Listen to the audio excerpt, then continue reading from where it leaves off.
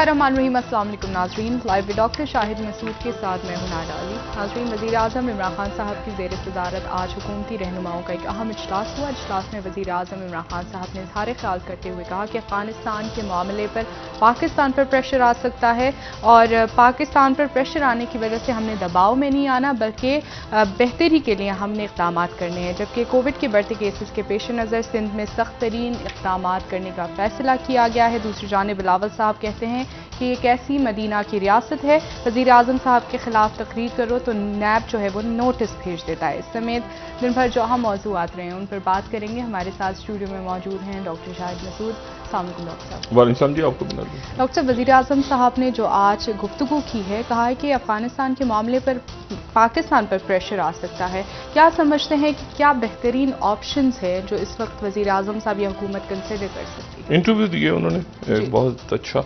PBS को, और उसमें उन्होंने वजाहत के साथ पूरा जो अफगान मामला और पाकिस्तान का जो नुक्ता नज़र है उसकी वजाहत की।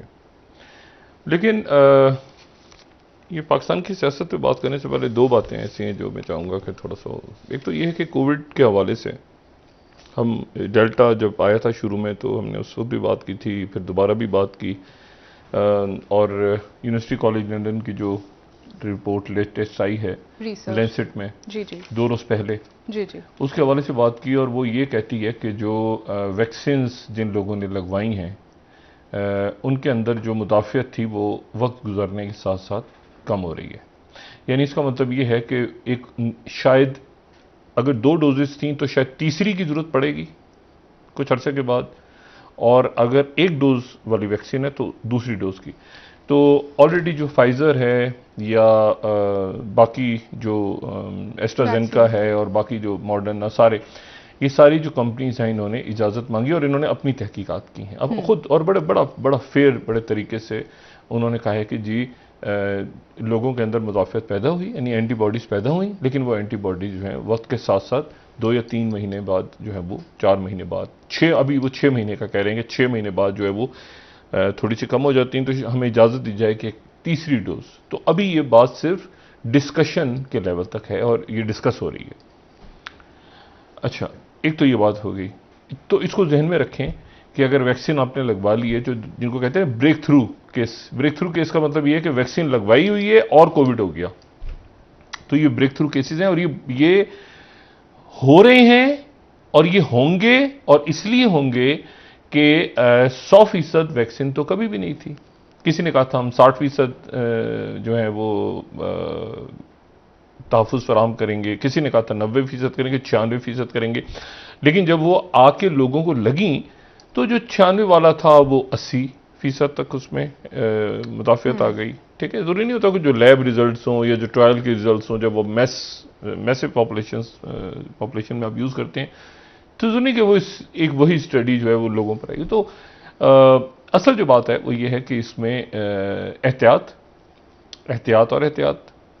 दूसरी बात जो डेल्टा में है, जो मैं फिर दोबारा जोर दे के बात ही कह रहा हूँ, वही कह रहा हूँ कि इसकी अलामत तब्दील हो गई हैं, और ये जब इसका पता चलता है कि ये डेल्टा पॉजिटिव आ गई है किसी में, तो पहले तो ये था कि वो नाक तक और मुंह तक महदूद होता था, अब ये जो फैलता तेजी से है तो ये फेफड़ों में जा चुका होता है। जब तक आप रिजल्ट्स वगैरह करवा के आगे जाते हैं तो एहतियात बहुत करें, और ये जो मौसम तब्दील हो रहा है और इसमें मतलब कोशिश करें कि बर्फ़ का पानी और ऐसी चीज़ें जिनसे वैसे ज़ुकाम खांसी हो, जो धोखा हो जाए कि जी मुझे इस वजह से तो नहीं हुआ, मैं तो यार गला ख़राब है इसलिए कि मैंने ठंडा पानी पी लिया था, बर्फ़ पी ली, तो उसमें ऐसा कोई भी मामला कि यार ज़ुकाम हो गया, कोई बात नहीं है, ज़ुकाम मुझे किसी और वजह से हुआ है, वो मैं वहाँ गया था ना तो वहाँ पे मट्टी उड़ी, ज़ुकाम हो गया, तो एहतियात करें। ऐसा ना हो कि वो ज़ुकाम जो है वो गर्द की वजह से ना हो और कोविड, तो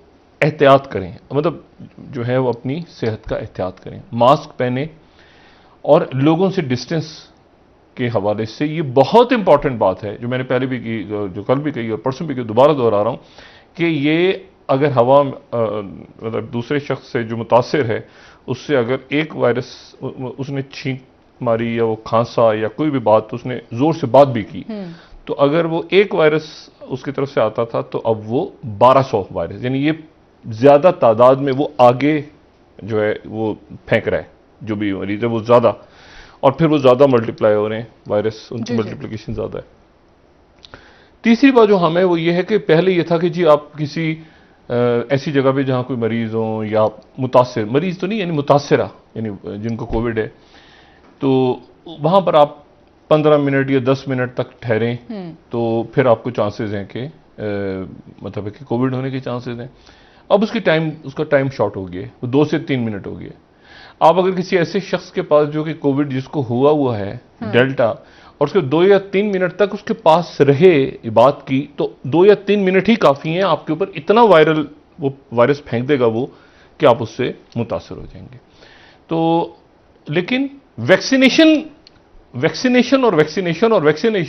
क्योंकि वैक्सीनेशन इसलिए लाजमी करवाएं तेजी के साथ, और ये अरबाब इख्तियार से भी गुजारिश है कि वो पॉपुलेशन को तेजी के साथ वैक्सीनेट करें। यहां तो खबरें आ रही हैं रोज, लेकिन अगर आप दुनिया के हवाले से देखें तो आपके चंद आबादी का चंद फीसद हिस्सा है जिसको वैक्सीनेट किया गया है। जी सर। तो किसको कौन सी वैक्सीन लगी है, कितनी, एक पूरा डेटा आना चाहिए हुकूमत की तरफ से और एनसीओसी की तरफ से कि इतने लोगों को चाइना की वैक्सीन, इतने लोगों को ये वैक्सीन है, इतनों को ये स्पुतनिक, ताकि एक क्लैरिटी के साथ एक डेटा तो आए ना, तो उसके ऊपर बात कर सकें हम। अभी 5000 टेस्ट आए तो 5000 में जितने पॉजिटिव थे, तो लोगों को थोड़ा सा डिटेल अगर एनसीओसी वाले बता सकें, और इसके सिम्टम्स चेंज हो गए ये भी बता दें कि इसमें हेडेक आ गया है काफी ऊपर, जो मैंने पहले भी बात की थी कि सर का दर्द तो लोग तसव्वुर भी नहीं करते कि सर का दर्द है और डेल्टा है, डेल्टा है उसको कहें। कोविड तो एक शुरू की चीज है जो चाइना में आया था। अच्छा, जो चाइना में आया था उसके खिलाफ वैक्सीन नहीं बनी, ये ज़हन में रखें। चाइना से म्यूटेट होकर अल्फा हो गया था, वो जो वहां लैब से जो, या वहां शहर में जो था, उसके खिलाफ वैक्सीन नहीं बनी, वो फिर म्यूटेट होकर अल्फा हो गया था। अल्फा से अब वो जो है वो डेल्टा या डेल्टा प्लस की तरफ चला गया। तो एक तो बात ये है। दूसरी जो बात है वो मौसम के हवाले से देखें, आज यहाँ इस्लामाबाद का मैं तो हैरान हूँ, मुझे तो ज़्यादा अरसा नहीं हुआ इस्लामाबाद आए, मैं तो गुजरे चंद सालों से यहाँ पे हूँ। लोग बहुत अरसे से देखते हैं, लेकिन वो पाकिस्तान से तो नहीं देखते रहे, बाहर से देखते रहे हैं टीवी पे। इस्लामाबाद का जो हाल इन सालों में हुआ है, गुजरे चंद, मुझे नहीं पता 6 साल 7 साल उसकी क्या, लेकिन इस्लामाबाद को बिल्कुल आप समझें कि यहाँ पे मुझे नहीं पता कब्जे हुए हैं, यहाँ मुझे नहीं पता कि लीगल या इलीगल सोसाइटियाँ बन गई हैं, दरख्त काट दिए हैं, क्या हुआ है यहाँ पे खुदा जाने। लेकिन अब आपको वो इस्लामाबाद की जो खूबसूरती थी, और क्राइम देखें आप, जराइम देखें, और यहाँ पर वो आइस आज पकड़ा, कोई वो आइस बेचते हुए लोगों को ऐसे ही कोई पकड़ लिए। अच्छा, बहरहाल, तो वो यहाँ पे नशावर अद्वियात, यहाँ पे जराइम, यहाँ ख़वातीन के साथ, बच्चों के साथ, ये इस्लामाबाद। बाकी तो मुल्क छोड़ देना, आपके मुल्क में बाकी क्या है ये क्या। और यहाँ और अब ये जो आज जो सुबह हमने तमाशा देखा कि बारिश हुई, और उसके बाद ये E11 सेक्टर और बाकी जगहों पे सड़कें टूट गई, घरों में पानी, और जनाब गाड़ियां बह रही हैं, ऐसे गाड़ियां बह रही हैं जैसे वो खिलौने लग रहे हैं कि जी आपको, और सैलाब जो है वो ऐसा लग रहा है कि यहाँ पर। और उससे आपको अंदाज़ा होता है कि प्लानिंग कैसे हुई है, उससे आपको अंदाज़ा होता है कि ये इन शहरों को बेच बूझ के, और मतलब किस तरह से ज़मीनें और किस तरह से वो ढलवानों के ऊपर कोई तरीका नहीं है। लोगों ने तो घर बनाए हैं ना, पैसे दिए हैं, प्लॉट लिए हैं, फ्लैट लिए हैं, घर बनवाए हैं। अब लोगों को पूरी सड़क की पूरा जनाब नीचे पानी बह रहा है पूरा शहर का, और वो एक नाले में चला गया, और कोई दिलचस्पी नहीं ना लोगों ने वहाँ रहना है। जो आपकी उस तरह के घरों में जो आपके जो यहाँ पे बदमाशियाँ बैठी हुई है इस मुल्क पे, तो ना उन्होंने वो तो, और लोगों के जो बेसमेंट्स के अंदर घर थे, और बच्चे, और दीवारें गिर गई, और वहाँ पर कोई और अभी पता चल रहा है कि जी जिनके घरों में मैक्सिमम सबसे ज़्यादा नुकसान हुआ होगा, उनको हुकूमत की तरफ से 30,000 रुपये दिए जाएंगे। तो मैं इसके ऊपर अब कोई कमेंट्स क्या, मतलब आदमी बात तो वहाँ करे ना जहाँ पर कोई इंसान, और दीवारों के सामने बात करना, या आदमी बांसुरी जो है किसी बाज़ौक शख्स के सामने बजाए, तो भैंस के आगे तो बीन बजाने का कोई फ़ायदा नहीं होता। लेकिन मैं सिर्फ ये कह रहा हूँ कि इससे आपको अंदाज़ा होता है कि ये किस तरह से यहाँ पे बर्बाद किया गया है। चंद सालों के अंदर। अभी रिंग रोड आया था, उसमें भी ख़त्म फाइलें तब गई सारी। लेकिन आप देखें कि ये दारुल हुकूमत के अंदर, अच्छा क्लाउड बस्ट क्या है, उसमें बहस चल रही है कि क्लाउड बस्टिंग है या ये कि बारिशें हैं, क्या है। उस पे जो इस्लामाबाद इंतजामिया है वो कुछ और कह रही है। महकमा मौसम इंडिया में और मकबूजा कश्मीर में और इंडिया के कुछ इलाकों में जहाँ पे यही सिलसिला हुआ है, तो वो उसको क्लाउड बस्ट कह रहे हैं। अच्छा, क्लाउड बस्ट जो है ना, बादलों का फटना अगर आप इसे कहें, ये इस तरह से है ना कि देखिए बारिशें तो अल्लाह ताला की रहमत है, और बारिश तो ज़रूरी है, क्योंकि दुनिया में हम जो ताज़ा पानी पीते हैं तो वो तो बारिश का ही पानी है ना। वैसे तो सिर्फ समंदर का पानी है ना, तो बारिश ना हो तो हम ताज़ा पानी पी नहीं सकते। ताज़ा पानी तो हम पीते हैं दरिया से, कुएं से, ऐसे ही है ना। तो वो ताज़ा पानी का तो जरिया ही बारिश है। बारिश ग्लेशियर्स पे अल्लाह ताला ग्लेशियर बन जाते हैं, दरिया बन जाते हैं। समंदर का पानी तो आदमी पी नहीं सकते। तो बारिश ही हमारा जो पानी हम पीते हैं वो बारिश ही एक तरह से दरिया के जरिए या नदी, चश्मे, जो भी उसको हैं। तो अब बात यह है कि अब वो, और अब तो बिजली के लिए भी मतलब हाइड्रो प्लांट्स भी बन रहे हैं, और भी तो ज़रात पूरी फसलें आपकी, तो बहुत बारिश का बड़ा अल्लाह की बड़ी रहमत है। लेकिन इसमें इशू ये है कि जब बारिश ये बहुत ज़्यादा, जब वो ज़मीन से बुखारात ऊपर चले जाएं, जा रहे हो बुखारात जा रहे हो, लेकिन वो बादलों का एक ख़ास हिस्सा ऐसा हो कि जहाँ पर वो गर्म हवा नीचे से उनको ऊपर की तरफ डाल रही हो, और ऊपर से जो पानी जमा हो रहा है बादलों के अंदर वो नीचे ना बरस रहा हो। तो वो बादलों का एक हिस्सा जो है उसमें पानी जमा होता जाता है। यानी एक तो नीचे से बुखारात आ रहे हैं, और एक जो बुखारात आएंगे तो बारिश बन के नीचे बरसना है ना, तो वो बरस नहीं पाते क्योंकि नीचे से वो जो गर्म हवा है उसको वो ब्लॉक कर देती है। तो बादलों का एक हिस्सा जो है वो ब्लॉक हो जाता है। अब वो उसमें पानी जमा होता है, किसी जगह जाके वो हिम्मत छोड़ देता है बादलों का वो हिस्सा, जहां पर बहुत ज्यादा पानी जमा हो गया था, और उसको कहते हैं क्लाउड बस्ट होना। यानी वो, और फिर वो इतनी ज्यादा बारिश होती है कि वो मतलब 1 घंटे में बयान होता है कि 100 मिलीमीटर अगर बारिश हो तो वो 1 एकड़ के इलाके में, तो वो जो है, और इतनी ज़्यादा, तो 40,000 टन तक पानी, यहाँ तक रिकॉर्ड है कि 40,000 टन तक पानी 1 एकड़ में बरसा। 40,000 टन। यानी वो बारिश फिर, क्योंकि उसमें उसकी वजह ये कि वो क्लाउड बस्ट है ना, वो मतलब उसकी सकत खत्म हो गई है, क्योंकि उसको ना बरसने दिया जा रहा है। कुदरत का ऐसा सिस्टम है, नीचे से बुखारात आते जा रहे हैं, बरस पा नहीं रहा वो, तो वो जमा होते होते तो पानी फिर वो तैरते तैरते जहां पर भी पहुंचता है। तो इसकी प्रिडिक्शन आप नहीं कर सकते कि क्लाउड बस्ट कहां जाके होगा, ठीक है ना। तो ये एक नागानी आफत है ऐसी कुदरत की कि आप बता नहीं सकते कि ये इसकी हिम्मत कब जवाब देगी, कौन से बादल की, कौन सा बादल जो है वो कहां से चला है। वो कश्मीर से चला है, वो अफगानिस्तान से आ रहा है, कहीं रशिया से आ रहा है, कहीं इंडिया से, कहां से आ रहा है, और वो उसके अंदर जो है वो भरता जा रहा है उसके अंदर पानी, और कहां जाके वो फटेगा। तो वो क्लाउड बस्टिंग ज्यादातर ही होता है कि मानसून के अंदर, और वो ये पहाड़ों के साथ जो करीबी इलाके होते हैं यहाँ पे ज्यादा। अच्छा, एक तो बात ये होगी क्लाउड, तो अल्लाह ताला खैर करे।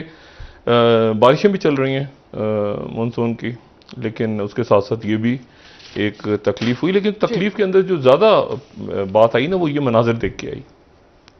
अच्छा, अब जरा दूसरी जो बात है वो ये है कि बहुत हैरान कुन तौर पे इंडिया के नुक्ता नजर से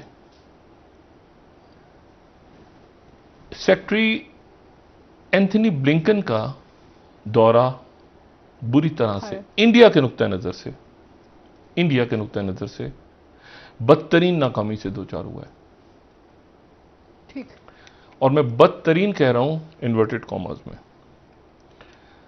और सेक्रेटरी ब्लिंकन जो हैं वो 20 घंटे के लिए नई दिल्ली आए। 20 घंटे में आप 2 रोजा होता है ना, तो रात काउंट हो जाती है। मतलब शाम को पहुंचे हैं और आज शाम को निकल गए, तो ये 2 रोजा हो गया, ये 1 रोजा नहीं हुआ। अगर रात आ जाए किसी दौरे के अंदर तो वो 2 रोजा बन जाता है।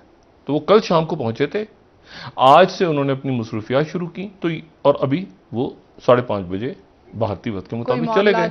नहीं, कुछ भी नहीं हुआ, बल्कि और गड़बड़ हो गई।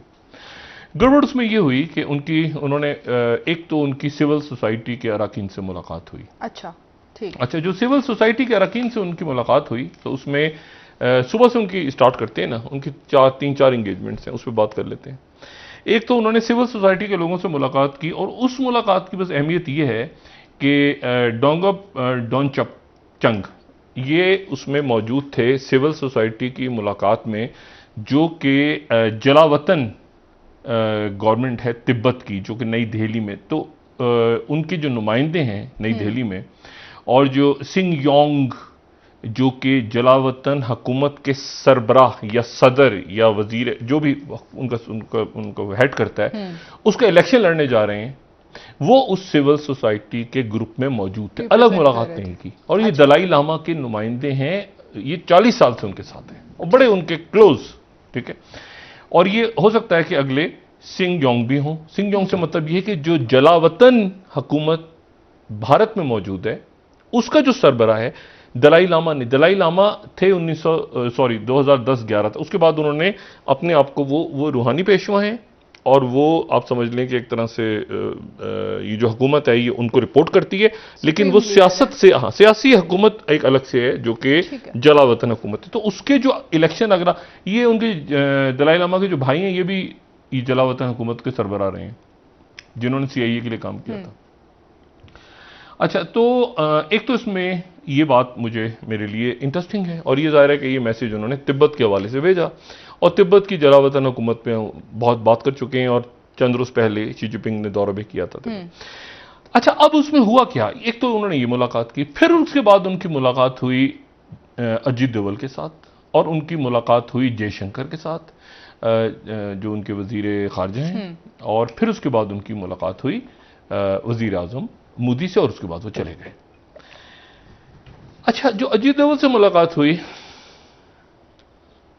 वो 1 घंटे की मुलाकात में क्वाड, अफगानिस्तान, सिक्योरिटी इश्यूज, ये इश्यूज क्या डिस्कस हुआ हम नहीं जानते। प्रेस रिलीज भी नहीं है? नहीं, ठीक है, बस अब इलाके के ऊपर ही। दूसरी जो बात हुई वो हुई कि जयशंकर से उनकी मुलाकात हुई और जयशंकर से जो मुलाकात हुई उससे पहले मैं आपको उनका एक हैरान कुन, मतलब आप समझेंगे आज एक तारीखी दिन है, एक तारीखी दिन है, और वो ये है कि CNN और न्यूज़ 18 के जो मैनेजिंग डायरेक्टर हैं, बड़े ज़बरदस्त उनके मैनेजिंग एडिटर हैं ज़का जैकब। अच्छा, अब ज़का जैकब जो हैं सहाफ़ी हैं और बड़े अच्छे। ज़का जैकब को उन्होंने इंटरव्यू दिया, एक ही इंटरव्यू उन्होंने दिया है अपने दौरे भारत में किसी मीडिया को, और उस इंटरव्यू में जो बात वो कर रहे हैं ये हम यहां पे उनकी दिखा देते हैं न्यूज़ 18 को जो इन्होंने इंटरव्यू दिया, और मैं चाहूंगा कि इस पे तवज्जो दें। पहली बात, क्वाड जो है वो मिलिट्री इत्तेहाद ही नहीं है। क्वाड जो है वो मिलिट्री, अच्छा ये यानी आप उसको सुने, इस इंटरव्यू को सर धुने। 1 मिनट, पहला सवाल, the quad grouping is not on military lines but like minded democracies coming together on crucial issues. अच्छा, वो ठुस हो गया सारा मामला कि असला देना है, चाइना से कैसे लड़ना है, ये कोई इत्तेहाद बन रहा है, अफगानिस्तान क्या कर। क्वाड जो है वो एक तरह की जमहूरियतों का आपस में मिलना है। हम भी उस क्वाड में हैं, हम हैं पाकिस्तान। अच्छा। हाँ, जमहूरियत है ना, सही भाई, हम दूसरे क्वाड में है ना डॉक्टर, हम इसमें भी हैं क्योंकि ये क्वाड भी जमहूरियतों का इत्तेहाद है ना। उन्होंने कहा कि ये क्वाड दोबारा काइंडली उसको रखें ताकि मैं उस पर बात कर सकूं। जी देखिए, वो कह रहे हैं Quad is not going, is not on military lines but like minded democracies coming together. जमहूरियतों का इत्तेहाद है। अच्छा, उसके बाद ये तो हो गई एक बात। उसके बाद उसे पूछा कि what is the United states version of quad grouping, ये ग्रुपिंग क्या है, मतलब जरा एक्सप्लेन तो करें। तो उन्होंने आगे से जवाब दिया, it's not a military lines, is a group of like minded जमहूरियतें coming together on issues that are important for people's life, लोगों के लिए। अच्छा, and conviction that Indo Pacific needs to be a free and open region, we are working together to provide more COVID vaccine to the world और climate change और maritime security to infrastructure projects. ये है quad, उसमें तो हम भी हैं। सब है भाई। तो डॉक्टर साहब भारत को वैक्सीन क्यों नहीं प्रोवाइड की गई? नहीं, एक मिनट में, एक सेकंड। जी जी, अच्छा आगे चलें। अच्छा, what do you say on China criticism that the purpose of Quad is to target Beijing? ये उनसे सवाल हुआ कि चाइना तो इल्जाम लगा रहा है कि आप बेजिंग के खिलाफ ये क्वाड बनाए। वो आगे से कहते हैं, I don't think producing more और more vaccine is targeting China.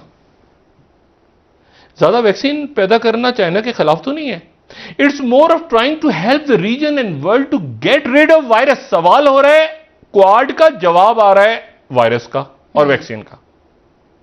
ठीक है, मतलब जो मेरी मुकम्मल हमदर्दियां जो हैं अजीत डोवल के साथ और जका जेकब हमारे ज़ाहिर कुलीग हैं, वो उनके न्यूज़ 18 ने पूछा कि क्या बात है। फिर पूछा उन्होंने, why haven't we got the 2 American vaccine Pfizer and Moderna to Indians direct. तो उन्होंने कहा कोई इशू नहीं है, इंडिया ने हमारी मदद की थी, हम आपकी करेंगे, और $25 मिलियन हमने अलग कर दिए इसके लिए।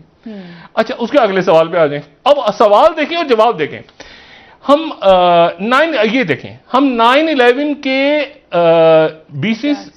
20वां साल हो गया है, और डिसीजन जो था अफगानिस्तान से निकलने का, क्या आप नहीं समझते कि वो रश था, जल्दी में किया आपने? वो कहते हैं कि बिकॉज हम पे हमला हुआ था और हमने कहा कि जस्टिस जो है लाया जाए उसामा बिन लादेन, और हमने उसको इंसाफ फराहम किया 10 सालों के बाद, और अलकायदा खत्म हो गई। और उसके बाद we are very much involve in helping the government and providing assistance वहां पे कि पीस आ जाए पूरी रीजन में। हाँ, अब भी हुकूमत को ठीक। अच्छा, आगे चलें जी, अगला सवाल। अच्छा, आपका क्या ख्याल है, China getting involve in Taliban matter, ठीक है, और ये लोगों के सामने ये ख्याल आ रहा है कि जैसे कि आप अमेरिका वहां से फौजें निकाल रहा है तो चाइना जो है उनकी जगह ले रहा है। तो आगे से जवाब देखें आप।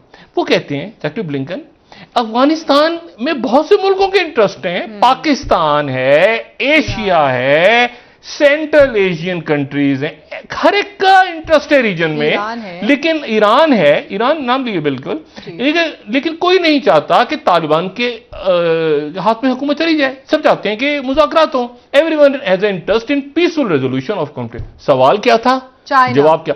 If China and other countries are working on that interest, it's a positive thing.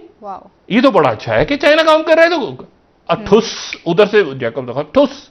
अच्छा, उसके बाद जनाब आपका क्या ख्याल है, what do you say on the area of concern vis-a-vis India and its democratic institutions? अब आ गया, आप इंडिया के और जमहूरियत के बारे में क्या कहते हैं? We both have challenges in our, हम दोनों को मसाइल का शिकार है हमारी जमहूरियतें। उधर तो है ना वो ट्रंप जो बेड़ा गर्क कर गया, तो आपके वो जवाब क्या दे रहे हैं? ठीक है, one such challenge is cyber space and the space of internet, और distinction between regulating misinformation cyber. पूछा क्या था, political speech, it's a thin line. अब वो फिर सर कुछ आ रहा है कि 1 मिनट ठहर जाए यार, हम इंडिया की बात की थी, ये कहां निकल गए, जवाब कहां से आ रहा है? वाइब्रेंट डेमोक्रेसीज होनी चाहिए, गुड फॉर अस कि हम एक दूसरे से बात करते हैं ओपन स्पेस में। अरे वो इंडिया की बात पूछी। उसके बाद आखिरी सवाल, विल यू बी मीटिंग, ये कमाल सवाल है और कमाल जवाब है इसका। Will you be meeting prime minister Modi, will you be inviting him to White House, और will Biden be coming to India soon? जवाब, President Biden will surely welcome Prime Minister Modi if he was to visit. अगर उन्होंने दौरा करना होता तो वो बिल्कुल खुशामदीद कहेंगे व्हाइट हाउस में। And same goes for Biden if he comes here. अगर बाइडन नहीं आना हुआ तो जाहिर है आप भी खुशामदीद कहेंगे, लेकिन no dates are fix yet. अब मुझे बताएं कि इस स्यापे का ये क्या है, ये क्या है, ये क्या दौरा है? और इस दौरे का तो मुझे बिल्कुल आप यकीन करें कि यानी मैं तो उसको समझने से कासिर हूं कि ये दौरा उन्होंने, इस दौरे से इंडिया को क्या हासिल हुआ। इंडिया ने डाउन प्ले कर दिया, उनके सारे मीडिया में ये डाउन प्ले हो गया। जब ये दे रहे थे जनाब अपना वहां पे, अच्छा अभी मैं आता हूं, जनरल ऑस्टिन लॉयड ने बड़ी इंपॉर्टेंट स्पीच की है सिंगापुर में, और अब वो वियतनाम में है। लेकिन जब सेक्रेटरी ब्लिंकन मौजूद थे इंडिया में, तो तालिबान का डेलीगेशन मौजूद था चाइना में। जी। और तालिबान के डेलीगेशन को 9 रुकनी डेलीगेशन जिसकी क़यादत मुल्ला अब्दुल गनी बरादर कर रहे थे, उनसे चाइना के वजीर खारजा ने मुलाकात की। कौन वजीर खारजा? जिनसे वेंडी शेरमैन नहीं मिल सकी। अमेरिका की डिप्टी सेक्रेटरी स्टेट नहीं मिल सकी 2 रोज पहले, उनसे जनाब मुल्ला अब्दुल गनी बरादर ने मुलाकात की। ये वहां की तस्वीरें, 9 रुकनी वक्त चाइना में, चाइना ने यानी, ठीक है। और उसके बाद जनाब 2 रोजा दौरा उनका भी है और 9 रुकनी वक्त मौजूद था। पूरा प्रोटोकॉल दिया गया सरकारी, मतलब ये जब आप वजीर खारजा से मिल रहे हैं चाइना के, जिनसे वेंडी शर्मैन नहीं मिल सकी और इतना बड़ा क्राइसिस क्रिएट हो गया, उन्होंने जनाब तालिबान के डेलीगेशन को बुलाया, उनसे मुलाकात की और एक श्योरिटी तालिबान ने उनको दी कि ईस्ट तुर्किस्तान इस्लामिक मूवमेंट यहां काम नहीं करेगी, ना हमारी सफों में होगी। वो ईस्ट तुर्किस्तान इस्लामिक मूवमेंट, जिसका मैं बहुत अरसे पहले जिक्र कर चुका हूं कि चाइना को अंदेशा है इस बात का कि यहां पे, तो इन्होंने गारंटी दी इस बात की कि Turkistan, East Turkistan, South China Morning Post को हम यहां कोट कर सकते हैं कि China pledges support for Taliban in Afghanistan but demands end to ETIM ties. ठीक है, डिमांड यह है कि ईस्ट तुर्किस्तान इस्लामिक मूवमेंट के साथ कोई राब्ता नहीं होगा। तालिबान ने यकीन दहानी कराई कि नहीं होगा, ठीक है, और फॉरेन मिनिस्टर उनसे मिले। अब यह मुलाकात एन उस वक्त हो रही है जिस वक्त यहां पे मुलाकात हो रही है सेक्रेटरी ब्लिंकन की जयशंकर से।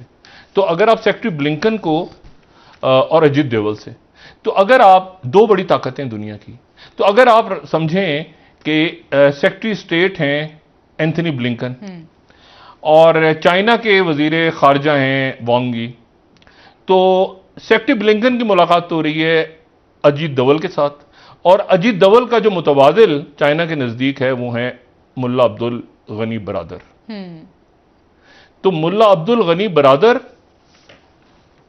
और अजीत डोवाल की आज के दिन 2 बड़ी सुपर पावर्स के वज़राए खारजा से मुलाकात हुई। आज का दिन इस हवाले से याद रखा जाएगा। सर ब्रेक ले लेते हैं, वापस आके आपसे मजीद बात हो क्या रहा है, जो वक्फा लीजिए। ठीक है डॉक्टर साहब, नाज़रीन एक ब्रेक हमारे साथ रहिए।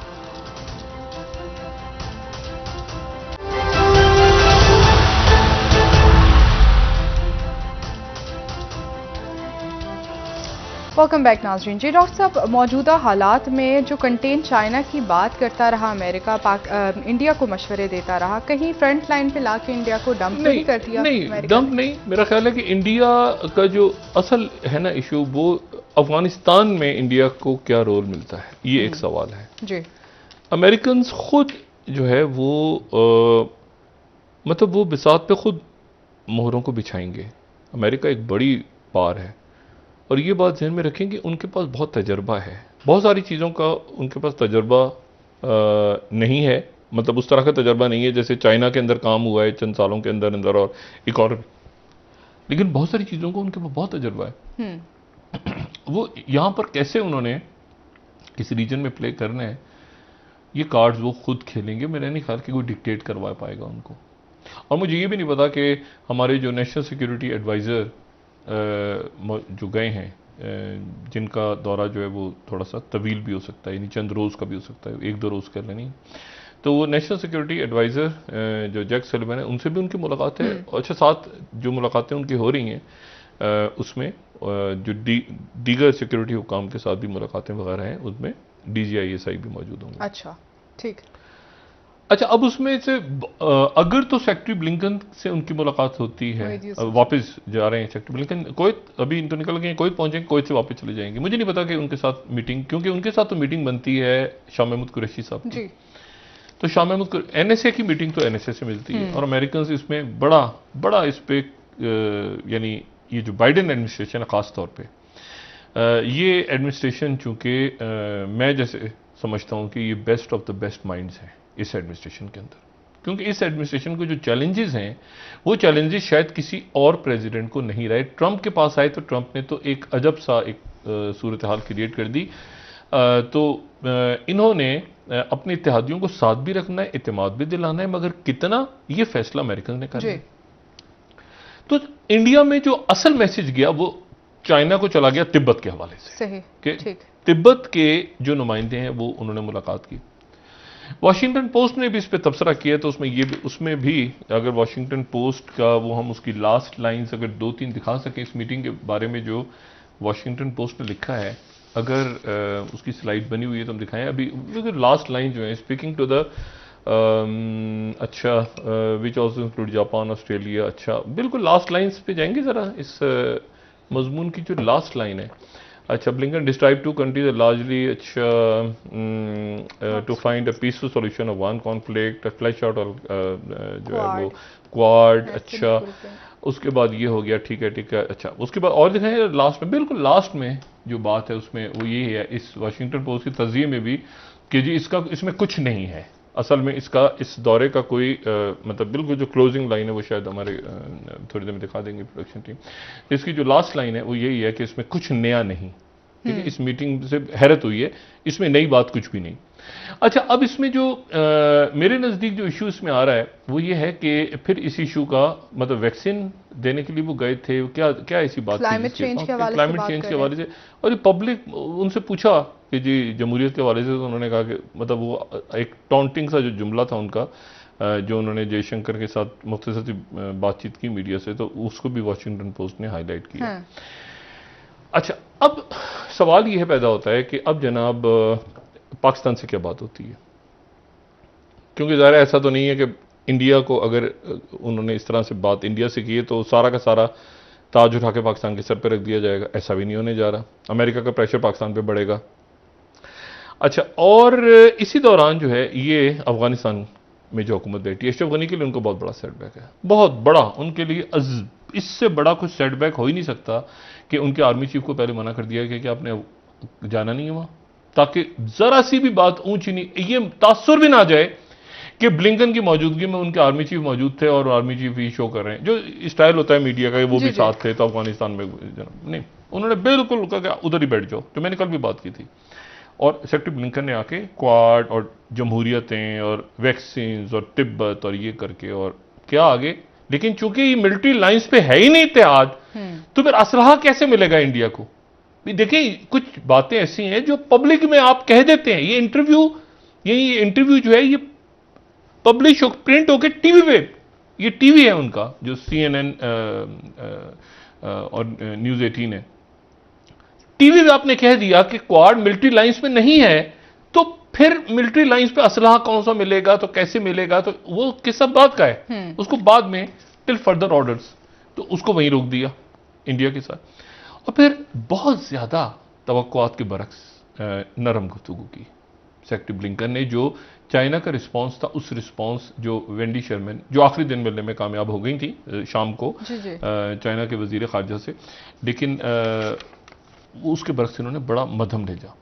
इसी दौरान जो जनरल ऑस्टिन लॉयड हैं, ऑस्टिन लॉयड सिंगापुर में उन्होंने वो इंटरनेशनल इंस्टीट्यूट ऑफ स्टडीज की कॉन्फ्रेंस नहीं थी, शंग्रीला डायलॉग लेक्चर था उनका, मैं उस पर थोड़ी सी कल वाली बात पे करेक्शन करता हूँ, लेकिन उन्होंने भी बड़ी मुनासिब गुफ्तगू की। और उसका जो ट्रांसक्रिप्ट है अगर वो देखें आप, जो डिपार्टमेंट ऑफ डिफेंस की तरफ से पूरी तकरीर का, उन्होंने चाइना के हवाले से बात की। उन्होंने कहा कि इस पूरे खत्ते के अंदर, पूरे इलाके में हमारा जो चाइना की तरफ से जो थ्रेट्स हैं उसको, फिर ये कि जो समंदर हैं, समंदरों में यहाँ पर जो मुख्तलिफ मुल्क हैं, उन मुल्कों जो ख़तरा है, हमारे अलाइज होंगे, हम उनकी हिफाजत है, मतलब कंप्लीट जो है उन्होंने जो है वो इम्पोर्टेंट करार दिया। और उसके बाद वो चले गए वियतनाम।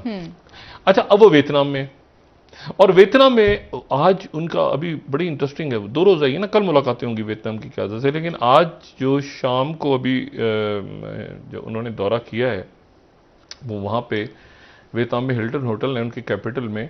ये जो होटल है हिल्टन होटल, एक ज़माने में जेल था। अच्छा। और ये जेल वो था जब वियतनाम वॉर चली है 1955 से लेके 1975 तक। ठीक है, तो वियतनाम वॉर के दौरान जो है वो यहाँ पर अमेरिकन पायलट्स को कैदी रखा गया था, तो अब वो उस जगह पे एक होटल बन चुका है। और ये बात जहन में रहे कि जो वियतनाम की जंग है वो प्रॉक्सी वॉर थी, रशिया चाइना एक तरफ और अमेरिका एक तरफ, यानी शुमाली वियतनाम के साथ रूस और चीन और जनूबी वियतनाम के साथ अमेरिका। और और ये 3 मुल्कों में लड़ी गई थी, ये भी ज़हन में रखनी है। वियतनाम की जंग वियतनाम, कंबोडिया और लाओस में लड़ी गई थी। सबसे ज्यादा इसका जो यानी 3 मुल्कों में एक साथ शुरू हो गई थी, 2 मुल्कों में खाना जंगी और 2 मुल्कों में जो है वो बराह रास्त फौजें शुमाली आमने सामने। और फिर 1975 में उस लम्हे खत्म हुई जिसको साइगोन मूवमेंट कहते हैं, यानी वो जहाज में बैठ के जिसको कहा जाता है कि तेजी के साथ इनखला हुआ अमेरिकन फौज का, जो कि अफगानिस्तान से जिस तरह इनखला हुआ है उससे लोग उसको तशबीह देते हैं। और उसके बाद 1975 में जब ये इनखला हुआ तो उसके साथ ही फिर लाओस की खाना जंगी भी खत्म हुई, क्योंकि लाओस में भी एक कम्युनिस्ट थे और एक हुकूमत थी। हुकूमत के साथ जो है वो अमेरिका है और कम्युनिस्ट उधर से लड़ रहे हैं। तो इसी तरह से कंबोडिया में तो वो फिर खाना जंगियां जो है वो खत्म हुई। लेकिन उसके बाद ये हुआ कि चाइना और वियतनाम की लड़ाई हो गई। अब ये बड़ी अजीब सी बात है, पहले वियतनाम की लड़ाई हुई अमेरिका से, तो चाइना साथ था, फिर चाइना और वियतनाम की लड़ाई हो गई और 79 से शुरू होकर 91 तक रही, और वो लड़ाई हुई सरहदों के ऊपर। तो वियतनाम के अमेरिका से ताल्लुकात खराब जो थे वो अच्छे हो गए 1995 में, और एक दूसरे से उन्होंने ताल्लुकात बहाल कर लिए क्योंकि चाइना से खराब थे और चाइना से बहुत खराब हो गए थे ताल्लुकात। तो एक प्रॉपर जंग हुई, पे झड़पें, जंग तो नहीं क्योंकि झड़पें हुई सरहद।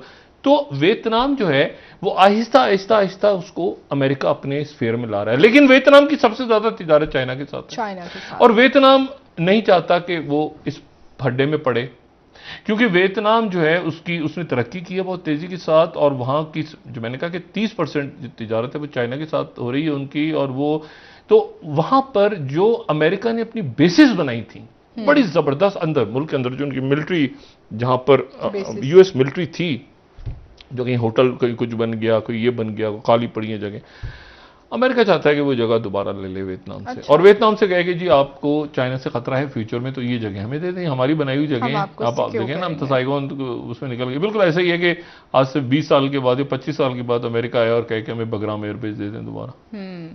हम बना के गए थे यहाँ पे। देखिए ना, बगराम एयरबेस की अजीब कहानी है ना, बनाई रशिया ने थी और पैसा उस वक्त जो है वो अमेरिका ने दिया था गालिबन, रशिया ने तामीर हुआ, फिर रशिया उधर आ गया, फिर उधर अमेरिका आ गया, फिर उधर अफगान, अब आगे कौन होगा खुदा जानता है। बहरहाल तो ये अब एक तो ये बात। अच्छा, इसके साथ ही यहां पर एक चीज को और ऐड कर लें आप, कि 5 तारीख करीब आ रही है और 5 तारीख का मतलब ये है कि ईरान की नई क़यादत बाकायदा वहां पे अपना जो है वो ओहदा संभालेगी। ट्यूनिस के अंदर हालात बिगड़ गए हैं और एक तासुर ये दुनिया में पैदा हो रहा है कि ट्यूनिस की जो हुकूमत है, जो बरतरफ की है उनके सदर ने, उस हुकूमत को बरतरफ करवाने में मशरिक़ वुस्ता के कई ममालिक हैं, क्योंकि वो हुकूमत जो है ये ज़हन में रखें कि वो हरकतुन नहादा की थी, जो कि अख़वानुल मुस्लिमून से मुतासिर। तो अख़वानुल मुस्लिमून यानी मुस्लिम ब्रदरहुड की हुकूमत को साइड पे किया गया है। तो सदर तो गैर सियासी है, वो तो कर नहीं सकता, और सदर के हक में नारे लग रहे हैं और सदर के लिए नौजवान निकले हुए हैं और सदर के साथ फौज खड़ी है। तो ये इसके पीछे जो है वो क्या दीगर ममालिक हैं, ये सवाल पैदा हो रहा है। जवाब बिल्कुल हैं, ठीक है सर। और ये हुकूमत जो है, ये हुकूमत तुर्की, कतर और ईरान की तरफ ज्यादा टिल्ड था, लेकिन मौजूदा सूरत हाल में उन मुल्कों की तरफ से भी बहुत ज्यादा बरतरफ हुकूमत के लिए अभी तक रिस्पॉन्स नहीं आया। ठीक है सर। लेकिन जो तख्ता उल्टा है हरकत-उन-नहादा की हुकूमत का, जी हाँ, वो इसलिए एक तो वो वैसे उनके क्राइसिस और माशी मसाइल और वो खुद गवर्न नहीं कर पा रहे थे। लेकिन इंपॉर्टेंट बात यह है कि इस बात को भी ध्यान में रखें कि जो हुकूमत गई है वो अख़वानुल मुस्लिमून से ताल्लुक रखती पार्लियामेंट, और उनकी हुकूमत गई है, उनका स्पीकर। ठीक है सर, ब्रेक ले लेते हैं नाज़रीन, वापस आके सियासी मामला पर भी बात करेंगे। हमारे साथ रहिए।